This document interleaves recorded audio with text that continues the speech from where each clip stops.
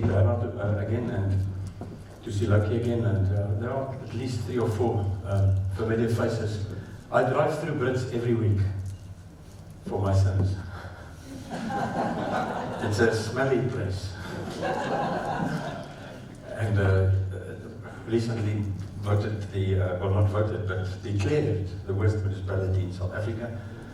Now you compare the Brits municipality to many other municipalities in the country that are running smoothly, where people have mastered the art of fixing a pothole. It's apparently not terribly difficult, but anyway. And then you realize that it can be fixed, am I right?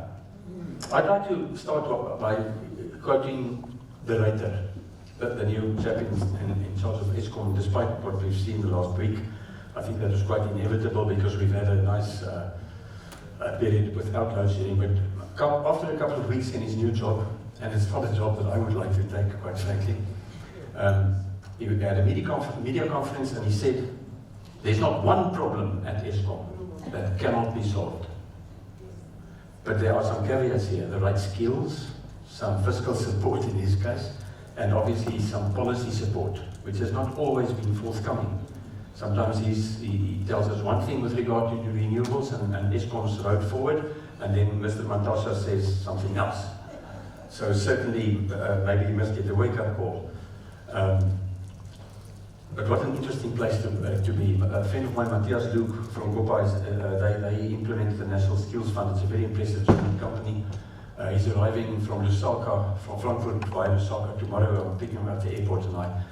Once before I told him, Matthias, you may get mugged in South Africa, but you will never get bored. There's always something to do.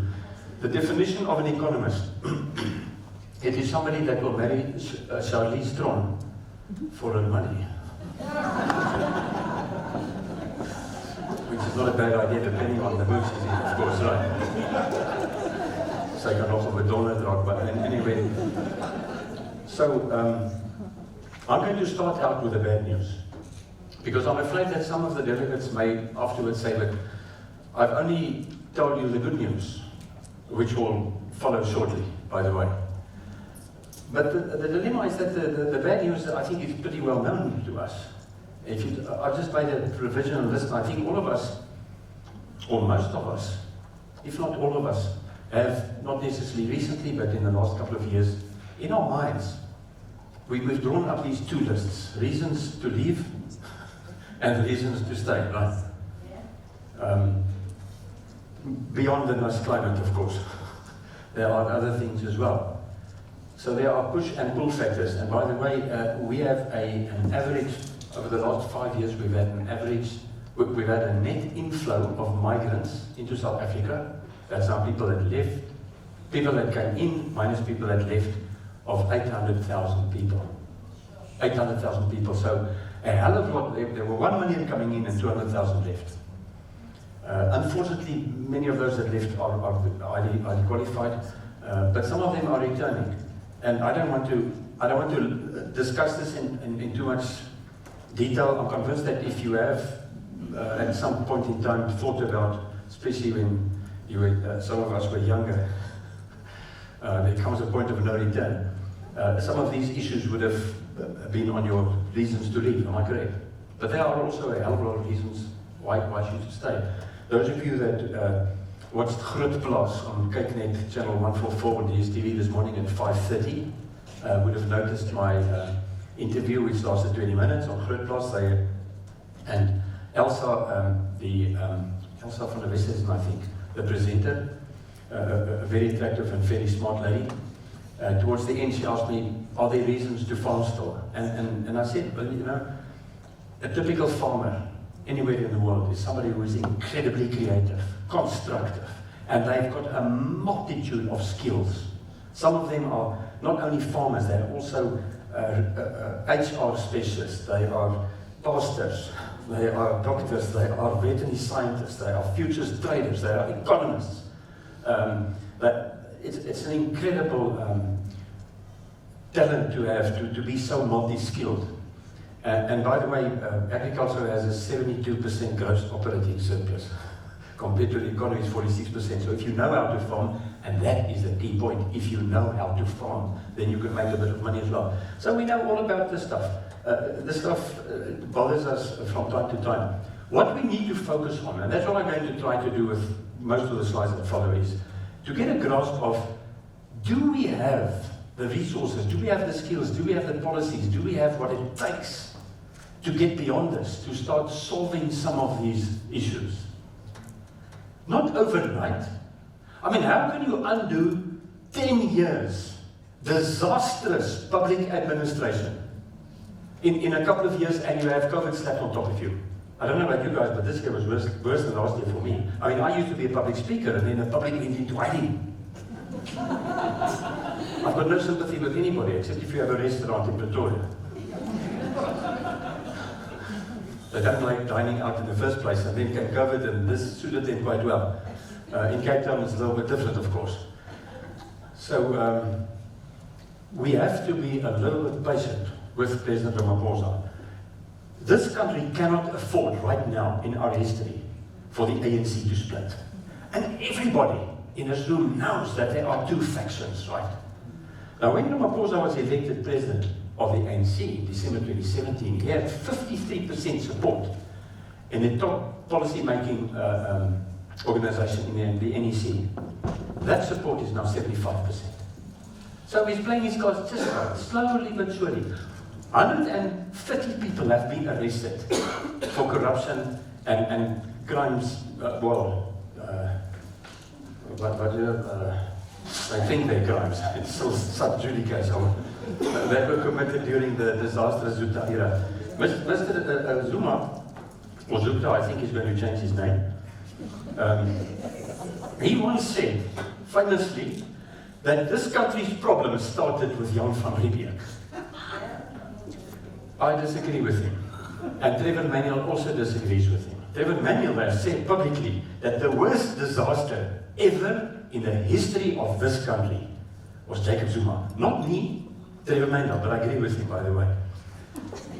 Now, just to give you one perspective on how silly that little comment of his was. 25% of our agricultural exports goes into Africa. I don't think you're surprised, right? 25%. Two countries, the Netherlands and England, take 29%. Two countries, 29% of our agricultural exports. Our links with those countries have remained, and they remain, and we should exploit that. And hopefully, now that we're off the red list, hopefully we can look forward to droves of tourists from the UK and Europe, because that would be very good for our tourism industry. So let's have a look at whether we can get beyond these problems. And we must refresh our memories as well, because we must never forget what happened prior to 2017 for almost a decade. I don't know whether you can remember this. A High Court judge told the Minister of Welfare that she is incompetent in her face. I think you remember that. There were 18 million South Africans that were unsure whether they were going to get their grants. That's the level of incompetence. And that's arguably one of our biggest problems, is this vicious combination of sometimes B comes into the equation. There's nothing wrong with B as long as it's evolutionary. But if it follows the line of nepotism, incompetence, corruption, fraud, theft, then you're in serious trouble. I mean, Petro SA does anybody know what Impact's annual turnover is? I'm sorry, I forgot to have a look. But I'm guessing it's not 14.5 billion rand. That's what Petro SA lost in 1 year. 10% of our total agricultural production. They lose it in 1 year. Getting the Russians in to try to look for gas off Mossel Bay. And then the Russians realized that these guys at Petro SA don't know what they're doing. So instead of drilling equipment, they just bring vodka, and after 6 months they go back, no oil, sorry. Right. I mean, this is unbelievable. If you just take three items, Petro SA lost in 1 year, SAI's lost in 1 year. 1 year. Dudu Myeni also wants to come to the party. I don't think there'll be many parties at correctional services in Pretoria, where I hope she'll be heading to as soon as possible. Irregular municipal expenditure in 1 year, 14.8 billion. If you add those three together, you could have built 650,000 RDP houses. And you could have sustained 210,000 jobs. It can be done, but not if you have an incompetent bureaucracy. So you can change the minister, but what happens to the DGs and the deputy DGs and the chief directors that were appointed under this Zuma cadre deployment clip? They're still there, and you can't fire them overnight. My advice to them is get a forensic auditor to come and check the CVs. If there's one lie on that CV, it's fraud. You can kick them out. You don't have to pay them a retrenchment package. It can be done, right? And I suspect after the municipal elections, we're going to see a little bit of traction with regard to these bunch of crooks. One of the biggest single problems that we're faced with is the uncertainty surrounding property ownership. Land expropriation could be the tipping point, you know, next. What's next? Some ANC official drives past your house and tells you, I like that car, you know? And he swings the expropriation act in front of you. This is very dangerous because Zimbabwe did not implode. And Venezuela, these two countries did not become failed states, out of which people want to desperately get out. Millions of people have left these countries because they're dying of hunger. They became failed states not because they don't have resources. These countries have got everything you need to be a little mini South Korea or California, whatever. They had the wrong policies. And I think that's one of the most important messages I have for you today here. This country is in the process of a paradigm shift. In other words, 180 degrees in the policy approach. One where government, not all over the show yet, but slowly but surely, realizes that we have to work with the private sector because we cannot create value-added jobs. Cyril Ramaphosa knows, agrees 100% with what I've just said. So, but it's a slow process, obviously. I was so glad to see, and I know this for a fact because I collect the stuff that gets thrown away from Bella Vista Market Gardens in Groencliff and Pretoria 3 or 4 days a week. My record is 26 of these boxes. That's a quarter of a ton from lettuce leaves to cabbage leaves to everything that gets chucked away. There's carrots, there's avos sometimes, oranges, apples, raspberries. There was asparagus yesterday on my way to Brits. That's what I feed my animals. I've got a small little farm on the other side of Brits because you guys are intimately involved in agriculture, am I right? I saw, I know some of your products, and it really has assisted this industry. And I just thought I'd give you a bit of cheer. Our agricultural sector, as you probably know, is doing exceptionally well. If you just look at the last decade, the improvement in all 4 groups has been quite magnificent in terms of the value of output. Private consumption expenditure on food and alcoholic beverages is moving upwards. Now, this is an interesting slide because if you look at the last recession, who remembers the last recession? The ladies are too young, probably. It's a compliment, by the way. Look what happened in 2009 and 10. People spent less money on food. That was a real recession. This stuff was a Mickey Mouse recession, except, of course, if you're in the hospitality industry or in commercial aviation. But for the economy as a whole, thanks to the super cycle, the upward phase of the super cycle for commodities, this was a Mickey Mouse recession. Look there. And this is not going to change, by the way. This was published quite recently in Beeld. I write 2 different columns for Beeld and Die Burger. One is the Beeld Standpunt Rubriek column, which appears every 2nd Thursday. The next one will be in... I must just check on my deadlines. I'm not sure. Right. But as you can see, what I picked up is that people are spending, ever since COVID, what I've done here is I've compared the 2nd quarter of 2021 with the 2nd quarter of 2019 because, and many organizations are doing this. IATA, the International Air Traffic Association, they are doing the same thing. You're comparing 2021 with 19 because 2020, I don't have to tell you that 2020 was a bit of a disaster. By the way, a friend of mine with that previous recession, he told me, Rolf, you know, a recession is worse than a divorce because you also lose half your fortune, but you're still married. Which is a bit cynical. So, you can clearly see that restaurants and hotel clothing, you know, if you are a little bit worried about job security and so on, you're not going to buy a new suit, am I right? You're going to dust off the old suit. At winter time, you look for that jersey that your grandmother, you know, made you. But this will change. And the point I want to make is within the next probably 6 to 12 months, these sectors that were still feeling the pinch of COVID in the second quarter of 2021, they're going to rebound. And I think that's very important for planning as well. Not that there's anything wrong with what's lying on top. I'm very pleased to see the education issue. Obviously, if people lose their jobs, if the economy goes into a brief recession, it only lasted technically for 1 quarter, that's the time, obviously, to improve your skills, and that's exactly what happened. Remind me of a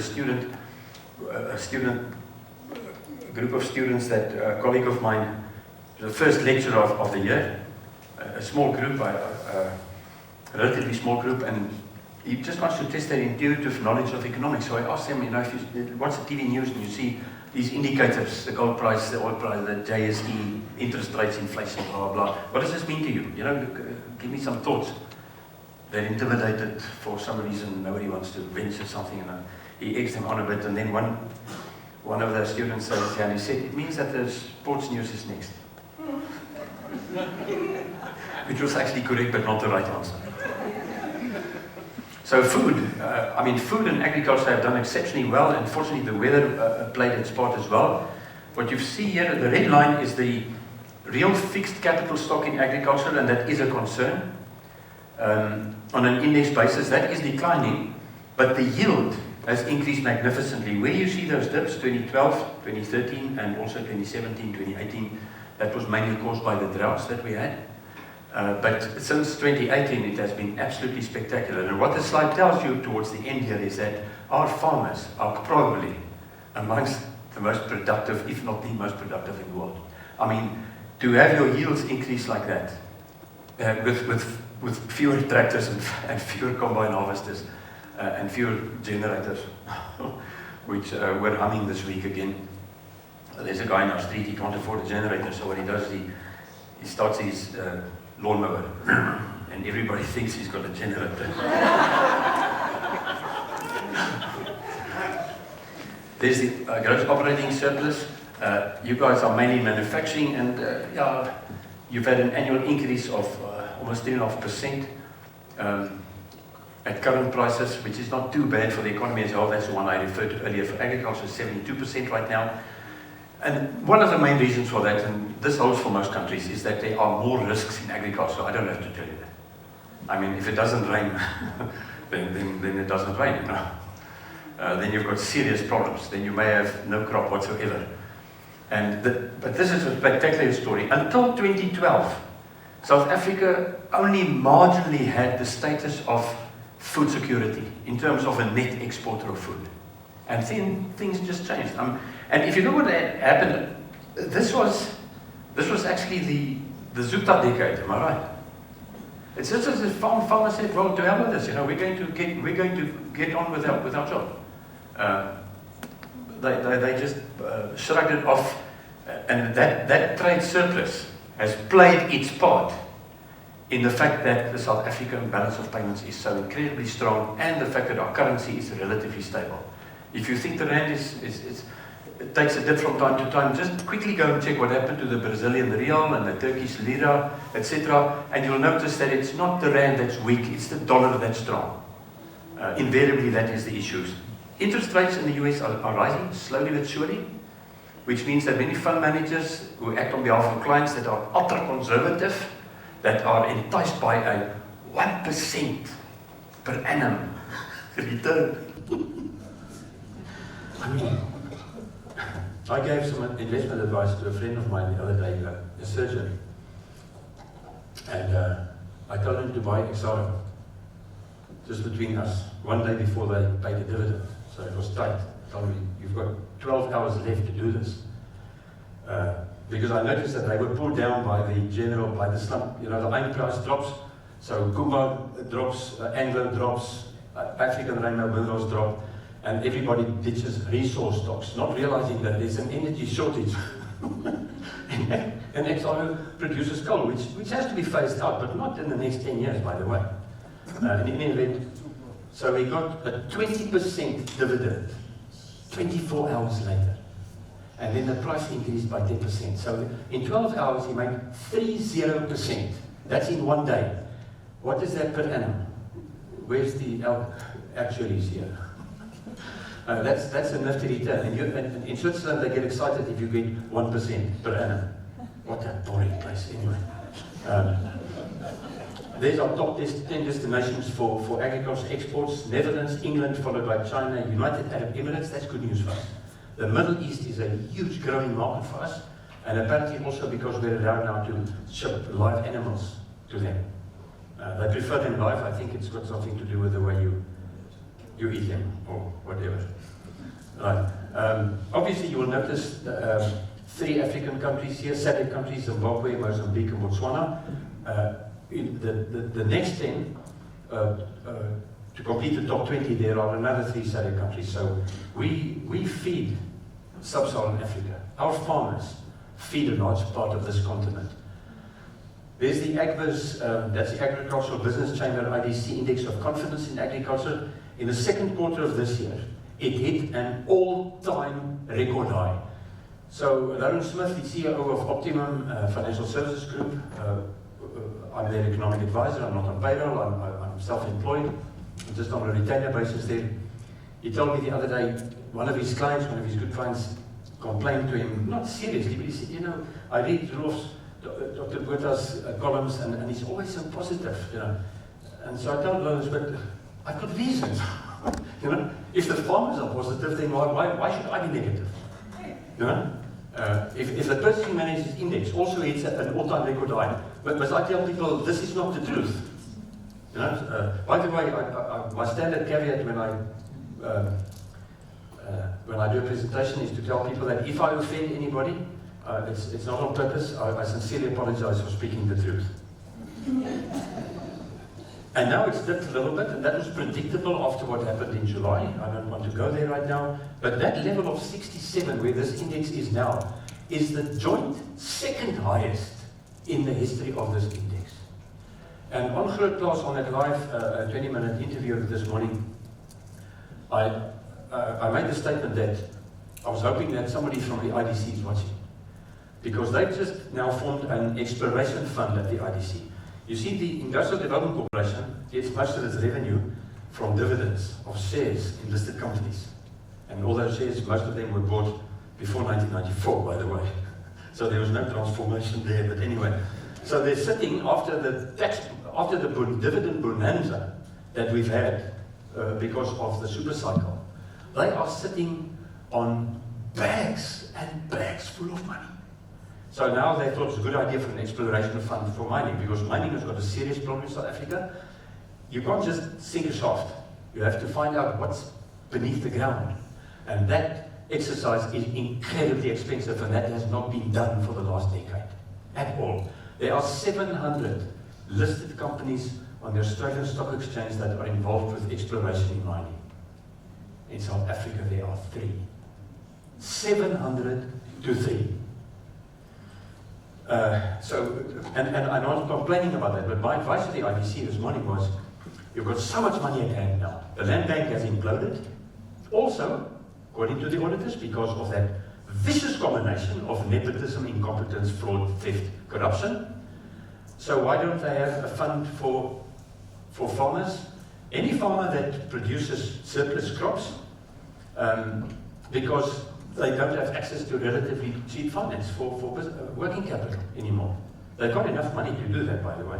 So watch that space. I'm going to continue lobbying for that. Okay, now we go to the really, very good news, and that's the fact that despite what's happened to the iron ore price, you've seen what's happened to the oil price, right? So it's not all commodities that have taken a slight dip. But I firmly believe that we are still in the upward phase of this super cycle for commodities. There have only been 4 super cycles in the past 130 years. But a super cycle has an upward phase and a downward phase, and none of them are linear. They go like this, and then they go like that.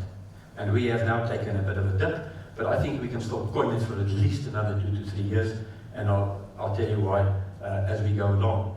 This is one of the main reasons. These are the top countries, top-ranked countries where the middle class is expected to grow the most. Now, the middle class, according to the World Data Lab, it's a very broad definition. They say these are people, it's countries where people spend, or to be part of the middle class, you have to spend between $100 a day and $1,000 a day, or whatever. It doesn't have to be on food, it could be investments, cars, whatever, working capital. So the middle class is expected to grow by 1.5 billion people. That's more than China's population in the next 9 years. And I can guarantee you that all of them will want cars. And only 5% will be able to afford electric cars. So this process of decarbonization I'm a staunch supporter, but that's not going to happen overnight. Europe and North America had the luxury of sending CO2 into the atmosphere for a century, and now the developing world must sort of now just pay the price, in terms of much more expensive whatever. So it's going to be a transition which they'll probably have to pay for a little bit. Now, if you watch this slide, then I find it very difficult to believe that the super cycle, the upward phase, is going to end soon. But that does not mean that there will be volatility. Many of these slides are V-shaped, and if you somehow get bored, which I hope you won't, as we go along, you can count the V's. All right. I've given you the definition of an economist, now the definition of a communist. I actually told this. I asked this question to Mr. Jordan Zimbabwe, or was it Evan Jim? I've shared platforms with him at the TV stage studios. I think it was Evan Jim. I asked him, Evan, do you know what the definition of a communist is? And he didn't, obviously. I found out later he doesn't know much about anything. So I told him, a communist is somebody who's got nothing, but he wants to share it with you. Read Zimbabwe, read Venezuela, read North Korea, read Cuba. When Cuba had their first pro-democracy, pro-free enterprise riots, you remember that? Or unrest, you remember that? Joe Biden gave them 4 words: listen to the protesters. And he did, for the first time in their history. They've allowed businesses below a certain threshold of turnover to own their own businesses, because government owns everything in Cuba. That's why they are so desperately poor. I mean, we have to give them money. Barcelona. Our GDP, when I predicted last year in June that this economy would have macroeconomy, not all sectors, would have recovered fully by the 4th quarter. I was mocked in certain quarters by some of my peers. The decent ones have found to apologize. Because the 4th quarter last year, we produced exactly as much as in the 4th quarter of 2019. In real terms, adjusted for inflation. Which, as I said earlier, doesn't mean that all sectors have recovered. But just imagine, with a bit of luck, that the resources sector and agriculture is looking good. La Nina has strengthened now from 10 to 30%. This is exceptionally good news. And these other sectors come to the party as the global vaccinations progress. Because that is the answer. I mean, how else do you get rid of an epidemic like this? In the history of the world, the only way is mass vaccination. So for the life of me, I don't know why anybody could try to confront the science in any event, be that as it may. Can you just imagine what type of growth impotence we could have next year if there's not a 4th phase? Prepare to meet thy boom. That's my new slogan. Okay, so here you see the ABSA BER Purchasing Managers Index, PMI, and I'm convinced that Impact actually participates in this survey. I hope so anyway. And this little baby has struggled prior to COVID. It struggled to remain at the 50 neutral level. Above 50 is expansion, below 50 is contraction. And then came COVID, obviously disastrous. Look what happened after COVID. We went back to above 50. Then we took a bit of a dip in July. Anybody guess why? Little SMSs, bang, bang, bang, look, you know. I think 27 of those people have been arrested, but that's not. They just take it one by one. And hopefully we will consider making arson a crime that is immediately, if you're found guilty, immediately 20 years in the chuki as far as I'm concerned. Why the hell do you burn other people's stuff? I mean, this is crazy. In any event, or maybe just sent into a lunatic asylum. Look what happened in August. Right back to where it was. Now to compare that V to the COVID V, right? So we're home and dry. Hopefully it won't happen again. A bit of luck. This is one of my favorite slides. I mean, this is South Africa's leading business cycle indicator. It's a composite indicator which consists of many other economic indicators. And there you can see a bit of our history. The Nene dismissal, confidence was low, and the indicators tell you that. Ramaphosa's victory, who remembers that? Ramaphoria, right? But like most euphorias, they don't last long, unless you have policies being implemented, and that was difficult under COVID and difficult because of all the albatrosses around his neck. And I'm talking about the cabinet here, some of them. Then came the pandemic. Look where we are now, all-time record high. If we take it back a little bit further to the beginning of our democratic experience in 1994, the red line is the per capita income trend. It went from 63,000 Rand in today's prices, 2021 prices, 63,000 Rand before the elections, to 86,000 Rand. What else happened in this period?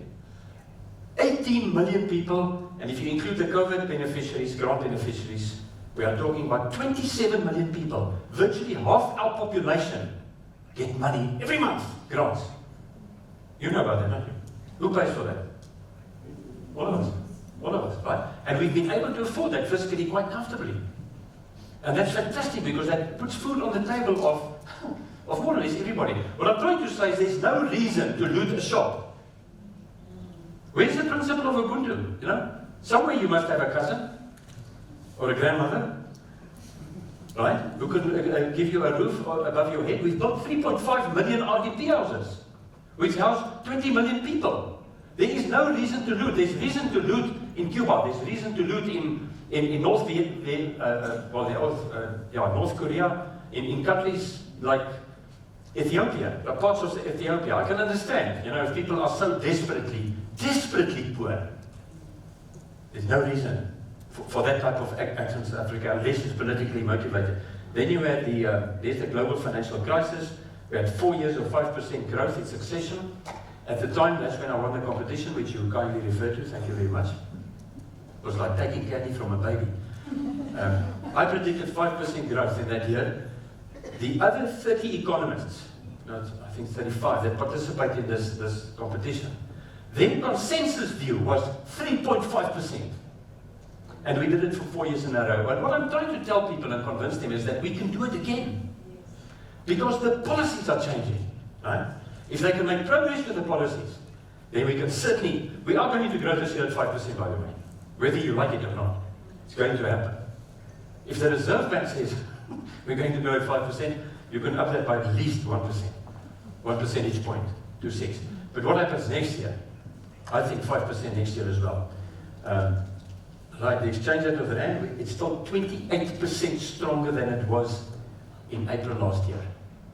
And of course, if the Rand takes a bit of a knock, your exporters are laughing all the way to the bank. So it's one of those two-edged swords, obviously. The real effective exchange rate of the Rand, according to my monthly calculation for Currencies Direct, it's a company, it's a global company. They've got an office in Joburg and Cape Town. I do a bit of work for them. They have a publication called The Bright Side, which is a monthly publication which I write. And if anybody is interested in being placed on the distribution list, you can please contact me via Cami. Is that okay, Cami? Okay.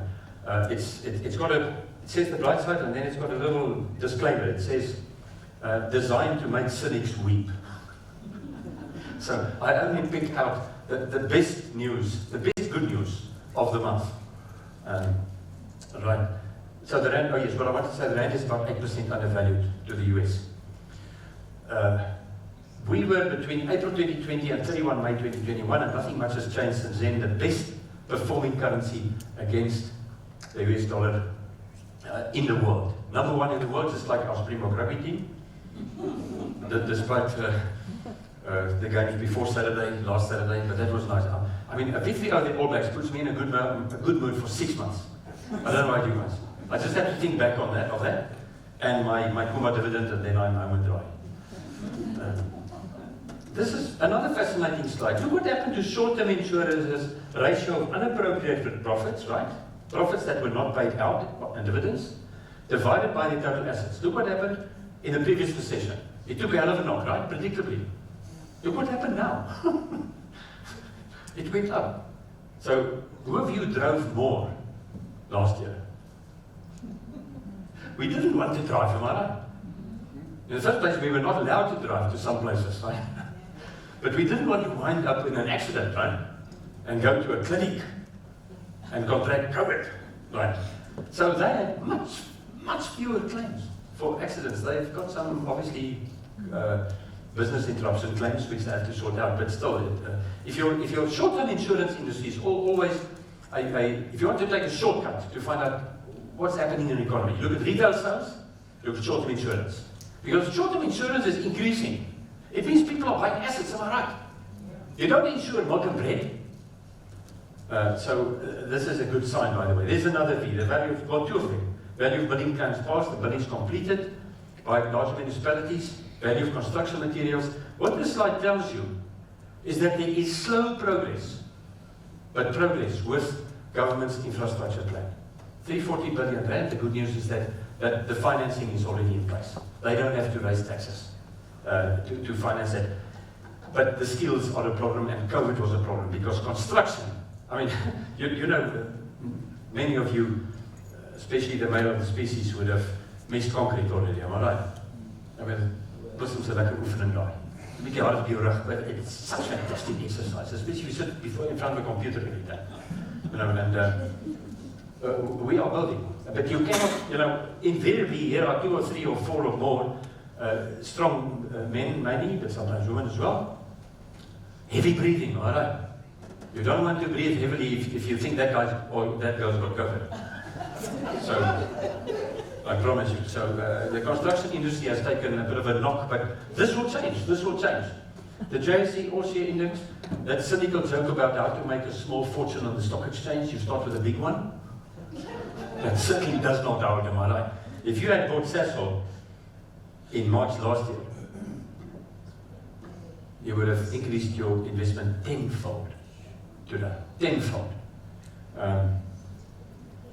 Index of number of new vehicles sold, there's another V. The average monthly value of exports has jumped to an all-time record high, and this is incredible.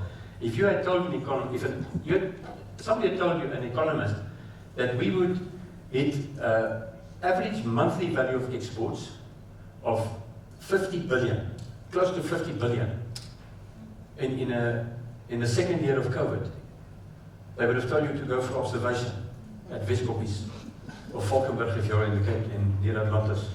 It's a place for the very, very, very, very nervous. I mean, this is incredible. Until 2017, we invariably had a trade deficit. It wasn't a huge problem. The trade deficit on average was about minus 20 billion, which is Mickey Mouse compared to a GDP of 5.5 trillion, you know. Look what's happened now. Now our quarterly trade surplus is honing in on 100 billion rand. Just to put that in perspective, that is the same value as 2019's total agricultural production. Total agricultural production in South Africa. 1 quarter's trade surplus, exports minus imports. This is incredibly good news for the economy because we have a strong balance of payments. The Reserve Bank does not have to raise interest rates. And I'm going to continue lobbying for that as well. This is the Altron Fintech Household Financial Resilience Index, which they've asked me to compile for them. It consists of 20 different indicators which tell you, you know, whether your median South African is in a better or a worse position with regard to servicing their debt and or acquiring new debt.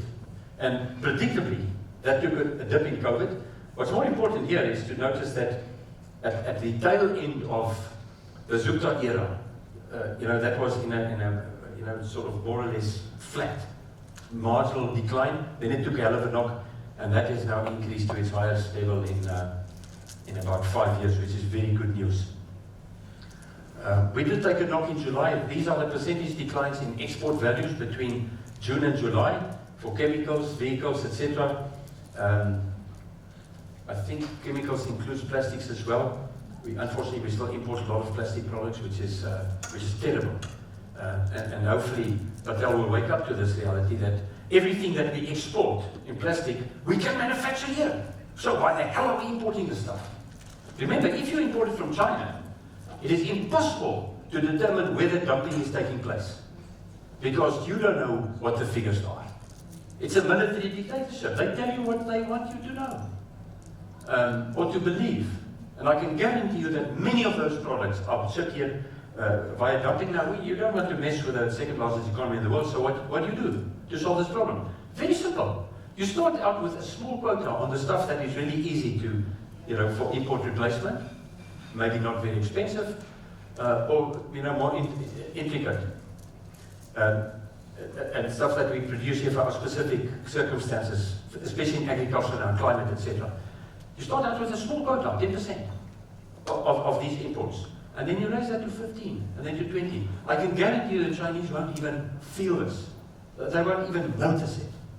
And so you just raise it up to a point where you know what the market size is. That's the beauty of a quota, is you know exactly how much more you can manufacture in South Africa. You lower your overhead cost per unit, so there's a positive impact on inflation, and you can make a very solid business and macroeconomic feasibility case, which one can present to DTI perhaps, if they can just maybe drop the ideology and go for pragmatism and job creation. We've got the lowest interest rate in 50 years. This is unbelievably good news. And this is arguably one of our strongest growth drivers. Long may it last. Africa's top 10 economies. Now, who of you knows that we rebased our economy, our GDP? It was done a couple of months ago. Now, every country in the world rebases their GDPs, usually every 4, 5, 6 years, depends on circumstances. And the reason why they do that is that as we go along, your typewriter manufacturers are no longer there. So you don't have to make estimates for their value added. Because of technological change, because of all kinds of reasons, an economy changes over time. Some subsectors of economic activity disappear. They literally disappear. And others come to the party, especially in the communications era, the digital era. This happens all the time. So they finally did it in South Africa, and they found they raised our GDP with that exercise, the 2020 GDP, by 11%, which was very modest. When Nigeria did the same exercise in 2014, they doubled their GDP. So either their stats were useless, or they just wanted to be bigger than South Africa, which they managed to do, only just. And I wrote an article about that at the time, but anyway. So now we've done it the proper way, the scientific way, and now we are bigger than them. And this is a nice selling point for international investors, of course. We are the biggest economy in Africa. I don't have to tell you that we are the most diversified by a very long shot. And compared to the rest of this continent, we have magnificent infrastructure, especially in the Western Cape. If you want to make somebody in the ANC mad, then you must ask them, how do you like the roads in the Western Cape? Hulle word nie donder. It can be done. It can be done. All right. GDP growth forecast. Now, my forecast is embedded in the second most positive one, Optimum Investment Group. And Johan else at Old Mutual is more optimistic than I am. Can you believe it? I'll have to have a word with him, because I'm usually number one, as far as the optimistic stakes are concerned. But look at that. From Investec, Standard Bank, Wits, ICE, Nedbank, everybody expects growth of between 4.5% and 5.5% this year. Question is next year. I think next year will be even better than this year. Okay, a little bit of trivia to sort of start wrapping up.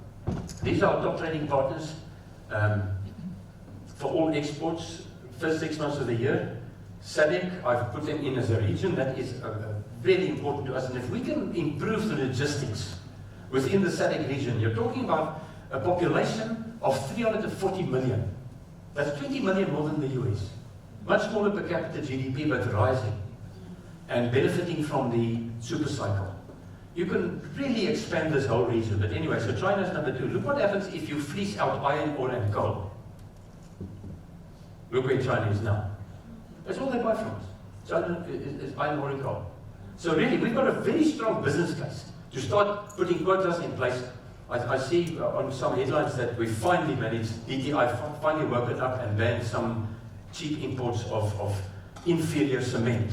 I think mainly from Pakistan, which is very good news for our local cement industry. I mean, why the hell do you want to import cement into South Africa from Pakistan? I don't understand this. That thing is heavy.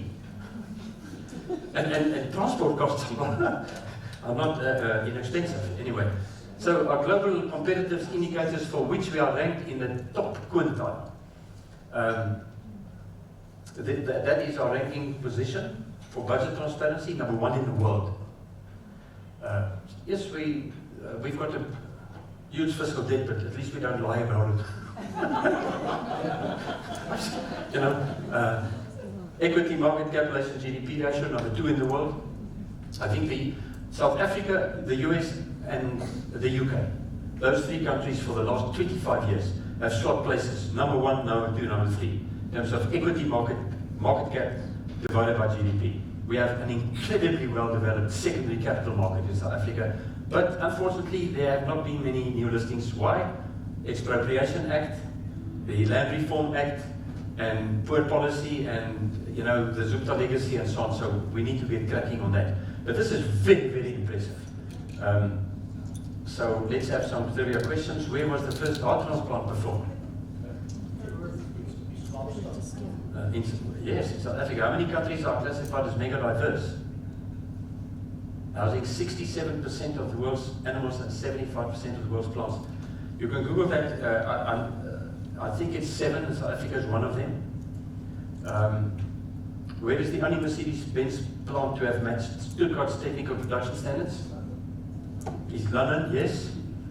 Which country achieved the highest score for scientific capability in the awarding of the SK8 project? Remember, we got 75% of that project, or 78, and Australia got the rest. We blew them out of the water when it came to scientific capability. Who of you know somebody in Australia? With the box play Perth, it feels like a home game.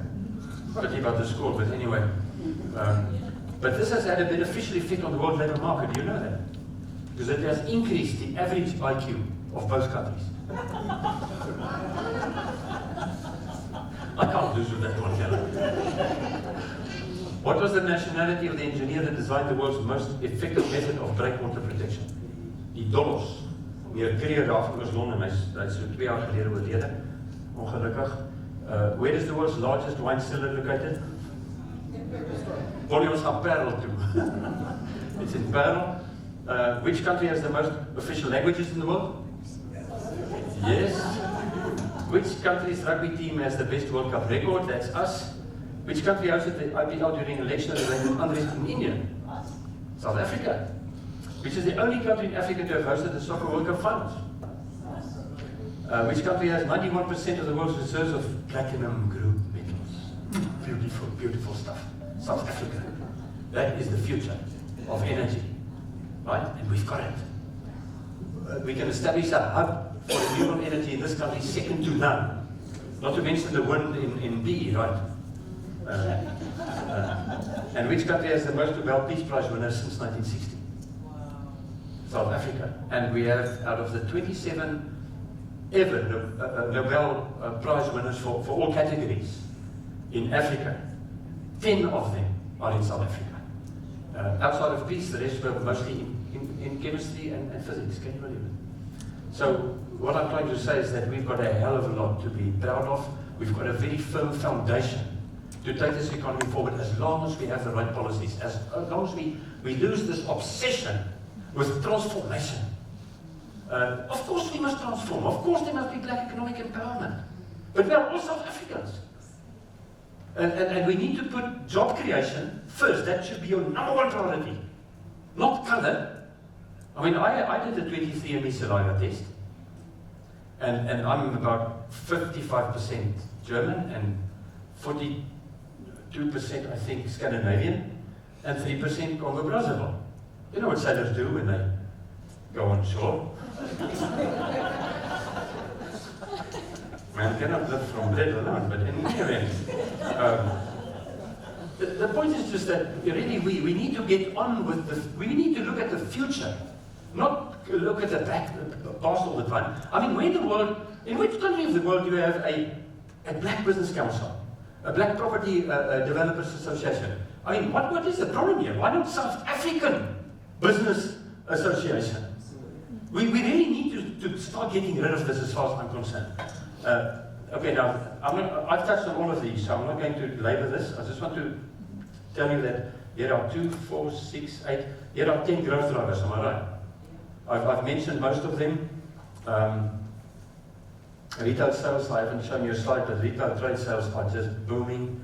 Agriculture, we've done, I've shown you the slides on the building plans past the Zoomtown phenomenon. And Zoom room, right? Because in this Zoom era, you know, the house isn't always conducive to Zooming because there are children and spouses and chickens and dogs and cats and what have you. So there's a lot of activity in that space going on. So here are 10 very strong growth drivers. For the first time in my career, I've come up with 20. I think my previous record was 15.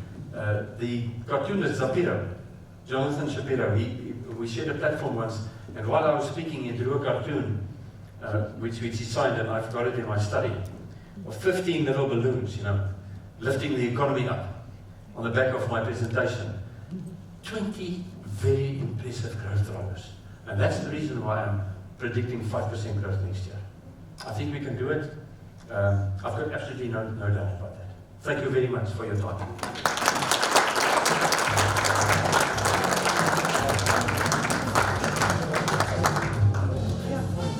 Now, apparently, there's some time for questions.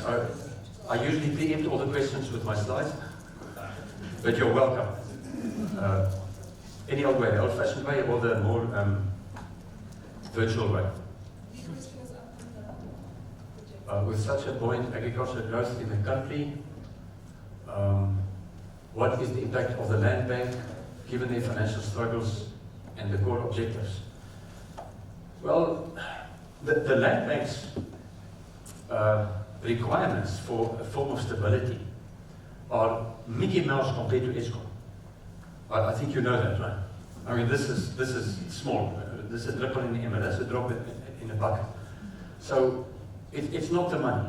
It's everything that happens there. The people that have been running the land bank into the ground over the last 10 years. That is the problem. And while most of them are still going to the office every day, not doing anything, but getting paid for it. Just like half of the people at Home Affairs. As far as I'm concerned. And one of the DGs actually admitted to that recently. They just have to, as far as I'm concerned, they should close the place, give it another name, appoint competent people, get a little bit of money from the IDC and from the National Treasury, from Enoch, and they can be up and running again. In the meantime, there are interim measures that can be made, a small little subsidization via the large banks. So if a farmer now has to go to Standard Bank or ABSA or whatever to give them a bit of a subsidy in terms of the interest cost, instead of 7% prime, let them pay prime minus 2 or 3%. You know? Once again, very affordable. Plans can be made, but you need the right skills in the right place.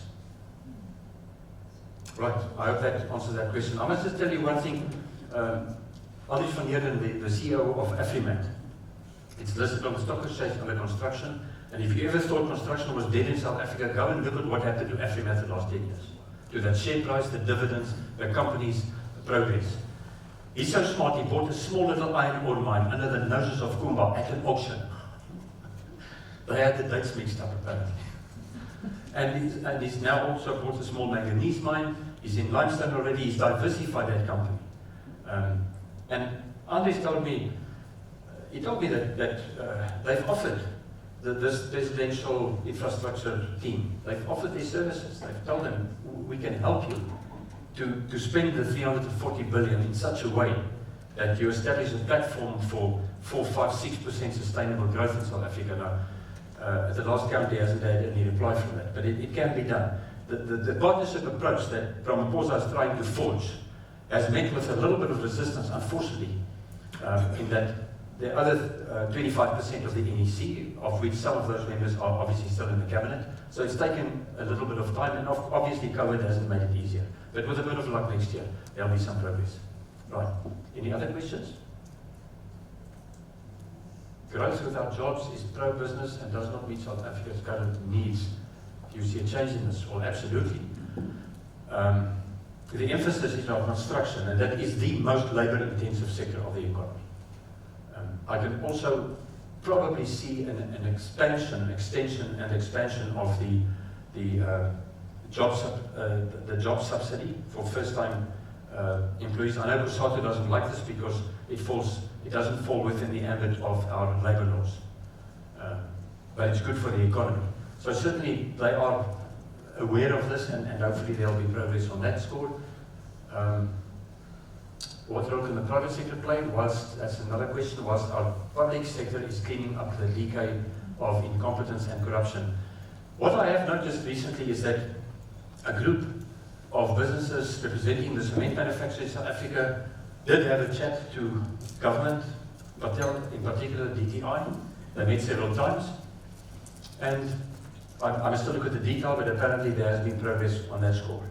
I know that senior officials from the DTI, shortly after Ramaphosa was elected president, contacted one of South Africa's largest listed food companies that produce poultry in the Standerton area, where they've got unbelievable problems with water and with infrastructure, roads in general.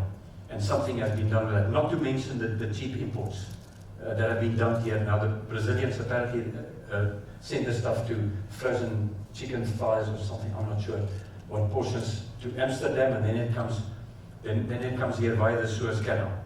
And I've been told on good confidence by an authoritative source that when it arrives in Durban, it gets defrosted and then repackaged and frozen again and sold in the townships. So that's not good. That's not good for agriculture, and it's not good for the people in the townships. So there's always something to do, as I said earlier. What are the major skills gaps we should prioritize? That's another question. Well, my biggest single concern is the fact that what has happened with B is that you have a bright black engineer qualified from UJ. And instead of becoming an engineer and going to work as an engineer and honing in on the pragmatic skills and the practical skills with the theoretical skills, because engineers have a way of thinking, pragmatically and smartly. Let's be quite honest. From oorzaak na gevolg. And the more engineers in the country, the better. That's one of the reasons why you're utilizing Israeli and Italian technology, because they've got a hell of a lot of engineers per capita in those two countries, by the way. My son is a venture capitalist at Sequoia in the US.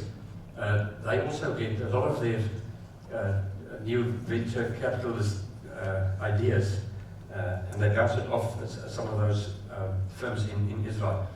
But then this young black engineer immediately gets offered the position as CEO of a listed company, And now he sits in a hell of a nice office. He gets 10 million rand a year, and he just has to attend some meetings, and manage the place, and he can appoint other managers, which is not bad, I suppose, But the point is that it skews the market in your country, because there are only so many places at universities for engineering students, and that's one thing that really grates me, is the fact that we haven't built more universities. I mean, our population has gone in the space of 2.5 decades from 30 million to 60 million. But we've got the same number of universities. So there's a hell of a lot of stuff that you can do. But if you have people like Leighton Zeman in charge, for a couple of years, what do you expect? I mean, he's a communist. He's not interested in people making money, apparently, except himself, of course.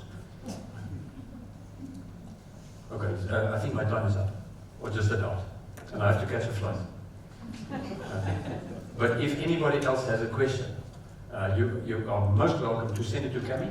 She will email it to me, and I will answer it. Not tomorrow, because I'm traveling and presenting. It was hell of a nice to be with you guys. Best of luck. I look out for your sign every time I travel into Brits and so on. And maybe I'll come and visit one day. Right. Bye-bye.